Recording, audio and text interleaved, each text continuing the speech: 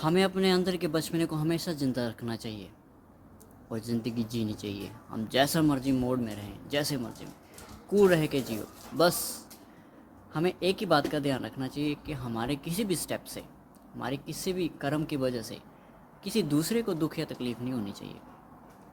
अगर हम पाप और पुण्य के चक्कर में पड़ेंगे तो बहुत सारे पाप और बहुत सारे पुण्य हैं, लेकिन उनकी सभी की डेफिनेशन एक ही है, और वो ये है कि हमारा कोई ऐसा कदम, हमारा कोई ऐसा कर्म जिसकी वजह से किसी दूसरे को दुख पहुंचता है, तो ये पाप हो जाता है।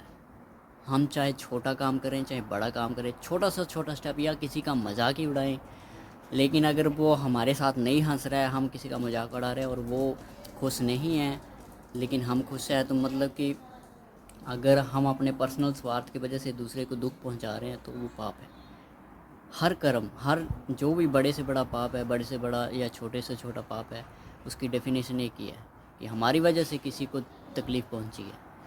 यही पाप की डेफिनेशन है और यही पुण्य की भी डेफिनेशन है। अगर हमारी वजह से किसी को थोड़ा सा भी सुख, थोड़ी सी भी शांति मिलती है, तो यही पुण्य है। इसलिए अपनी ज़िंदगी में जियो, ज़िंदगी भर जैसे मर्जी जियो, जैसे मर्जी लाइफ जियो, कोई रोक टोक नहीं।